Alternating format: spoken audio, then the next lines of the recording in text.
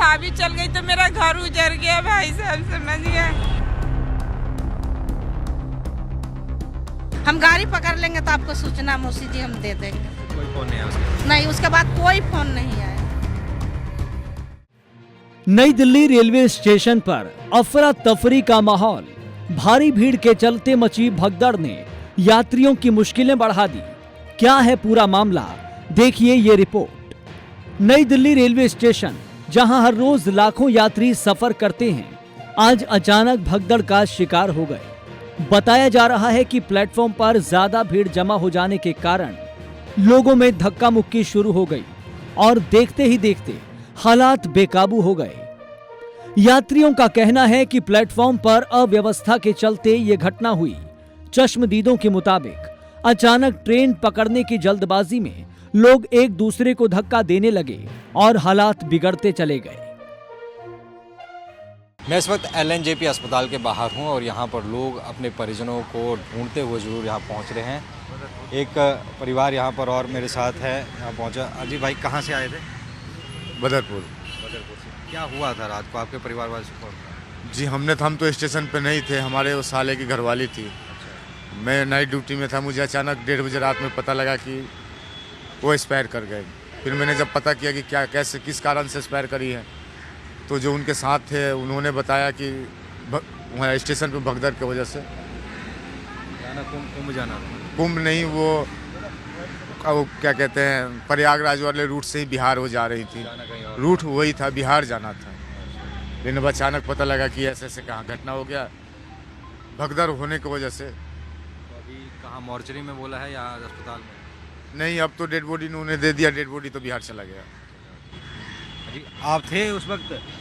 नहीं सर, मैं नहीं थे, मैं अपने रूम पे थे। अच्छा, मेरी भाभी अकेले जा रही थी, उनके साथ उनके दामाद जा रहे थे उनको छोड़ने। अच्छा। स्टेशन में गाड़ी पे बैठाने। जब ऐसे रात में घटना हुआ 7 बजे के करीब में। भाई ठीक है? हाँ, भाई भतीजा सब है। मेरे भाभी चल गई तो मेरा घर उजड़ गया भाई साहब, समझ गए। अभी शादी कब हुई थी उनकी? अभी हुई थी पहले। वैसे कहाँ के रहने वाले आप लोग? बिहार का। यहाँ के जॉब करते हैं? हाँ जी। तो क्या करते थे इनके भाई जो बोल रहे हैं? नहीं, वो आई थी, वो घूमने के लिए आई थी यहाँ पे। घूमने के लिए? हाँ जी। वहीं के रहने वाले? हाँ। और यहाँ पर फिर ये सिचुएशन हो? हाँ, यहाँ घूमने के लिए आए। बच्चे वगैरह? अब बच्चे हैं उनकी, एक लड़की का पसरा बॉर्डर पे रहती है, शादी कर रखी है लड़की के। शादी कर रखी है। तो फोन आया था रात को? फिर 1 बजे रात को फोन आया था। पुलिस का? नहीं, उन्हीं का, वो दामाद करे थे कि मेरी भाभी खत्म हो गई आपकी भगदड़ में स्टेशन पे। अभी ले गए बॉडी को? बिल्कुल, ये परिवार वाले हैं, इनकी भाभी जो है ख़त्म हुई हैं और उनको बॉडी को ले गए हैं। और ये घूमने आया था परिवार, इनको वापस जाना था।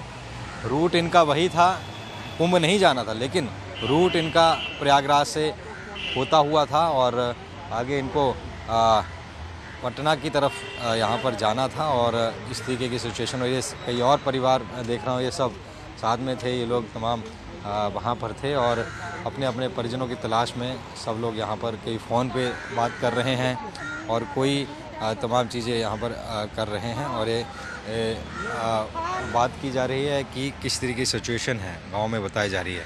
जो लोग नहीं पहुँचे उनकी बॉडी जो है वो यहाँ पर जिनकी थी उनकी वहाँ बॉडी जहाँ पर भेजी जा रही है और किस तरीके से करनी है और किस तरीके से आगे नहीं करनी है, ये हम देख रहे हैं कि किस तरीके से यहाँ पर लोग अपने परिजनों को ढूंढते ढूंढते यहाँ पर पहुँच रहे हैं और अपनी बात यहाँ पर करते हुए नज़र आ रहे हैं।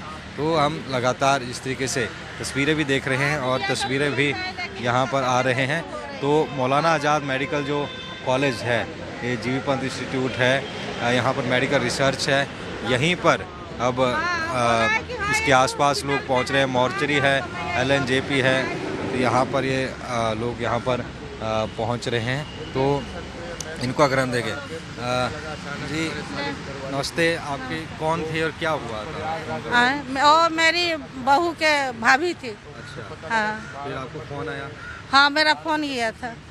फिर यहाँ पे वो मिले कि नहीं, यहाँ तो मिले नहीं। यहाँ तो वो बता रहे हैं कि हाँ वो एम्बुलेंस करके भेज दिए। एक लड़की है उनकी, बस और कोई नहीं उनके साथ। कितने परिवार जा कहाँ रहे थे? बिहार जा रहे थे। हाँ। कितने परिवार के लोग थे? उसमें तो वो घूमने के लिए यहाँ आई थी, मेरे घर आई थी घूमने के लिए। हाँ। और बच्चे वगैरह उनके?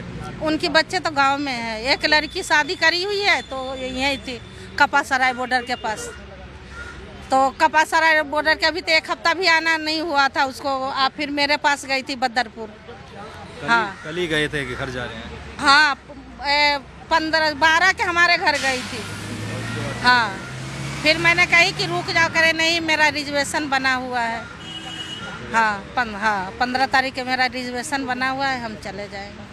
कितना परिवार को दुख वहाँ पे देखेंगे, बच्चे भी होंगे तमाम। बच्चे भी बता रहे हैं, बताइए। और लेडीज जेंट्स तो इतना बता रहे हैं कि समझ भी नहीं आ रही। और 9 बजे फ़ोन किए तो कह रहे हैं कि हाँ गाड़ी थोड़ा सा लेट है, हम प्लेटफार्म 12 नंबर पर बैठे हुए हैं, हम गाड़ी पकड़ लेंगे तो आपको सूचना मौसी जी हम दे देंगे। कोई फ़ोन नहीं आया उसके बाद? नहीं, उसके बाद कोई फ़ोन नहीं आया। फिर आपको कैसे, किसका फ़ोन आया? उसका उन्हीं के दामाद के आया कि मौसी जी ऐसे ऐसे बात है, मम्मी के चोट लग गई है, मैं हॉस्पिटल में लेके आ रखे है इस हॉस्पिटल में। मैं के ठीक है हम आओ, तो करे नहीं अभी वो नहीं।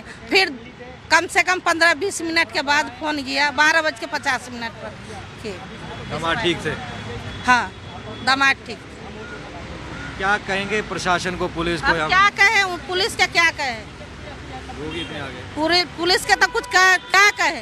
अभी हम आ रहे थे तो गाड़ी रोक दिया पुलिस वाला, और नहीं रोक सकते हैं।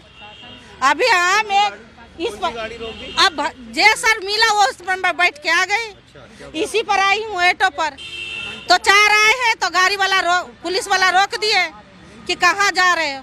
फिर मैं उनको कहे कि सर मैं यहाँ जा, तो उनने छोड़ दिए मुझे। बॉडी देखने को मिली नहीं अभी? नहीं, बॉडी देखने के नहीं। जा रहे हैं आप लोग? हाँ, वहाँ जा रहे हैं। तो इनके परिवार वाले, इनकी बहू थी और घूमने आए थे और उनके साथ इस तरीके के हुआ। और दुख है परिवार को, सब घूम रहे थे और 9 बजे जिन्होंने फ़ोन करना था कि हम जाने वाले हैं ट्रेन में बैठ के, उनका फ़ोन कभी नहीं आया।